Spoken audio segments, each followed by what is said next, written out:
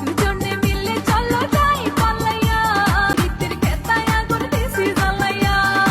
পীড়িতের কাতায় আগুন দেন কিংবা আমার অন্তর আগুন দেন, আপনাদের নিয়ে কখনো পালায় যাব না।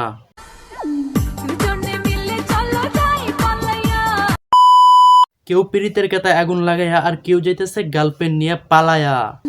দুজনে মিলে চলো যাই পালাইয়া। দুইজন ঠিকই পালাইছিল কিন্তু আঙ্কেল দিছে পীড়িতের কাতা জ্বালায়া।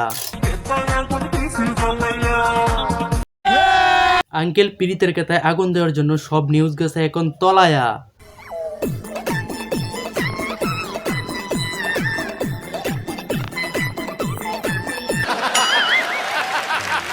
এই শীতে যদি কাউরে নিয়ে যাই পালায়া আর আঙ্কেল যদি দেয় পীড়িতের কেতা জ্বালায়া তাহলে তো সবই শেষ।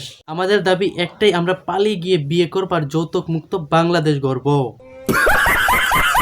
সব টিকটকাররা যদি যায় আমার সাথে পালায়া তাহলে বাংলাদেশের আনাচে কানাচে সিঙ্গেল পোলাপানটা কি করব? আমি সিল মাইরা দিমু।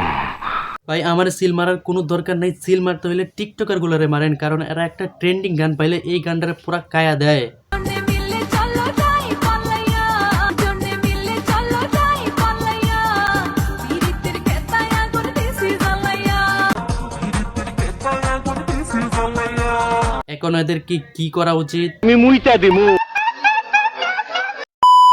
যে মেয়েরা পালিয়ে যাওয়ার পর পীড়িতের কাতায় আগুন লাগায় দেয় সেই মেয়েদের কি করা উচিত? আমি সিল মাইরা দিমু।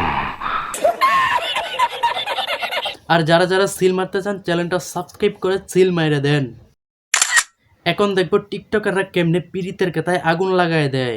তো চলুন দেখে এসি কেমনে তারা পীড়িতের কাতায় আগুন লাগায়।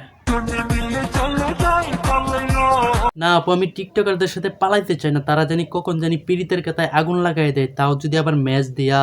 রীতির খেতায় আগুন দিছি জ্বালাইয়া।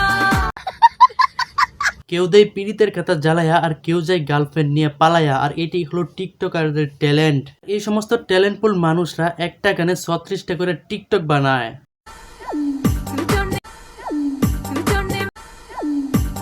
আসলে ভাই টিকটকারদের মাথায় যে এত পরিমাণে ট্যালেন্ট থাকে এইটা না দেখলে আমি বুঝতেই পারতাম না।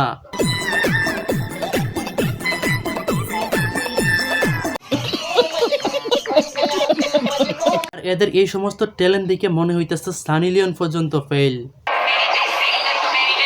এই সমস্ত টিকটকার পাপীদের জন্য বাংলাদেশের সকল যুবকরা এখন টিকটকে আসক্ত, আর এই সমস্ত টিকটকাররা একসময় বাংলাদেশের যুবকদেরকে দেউলিয়া বানায় দিবে।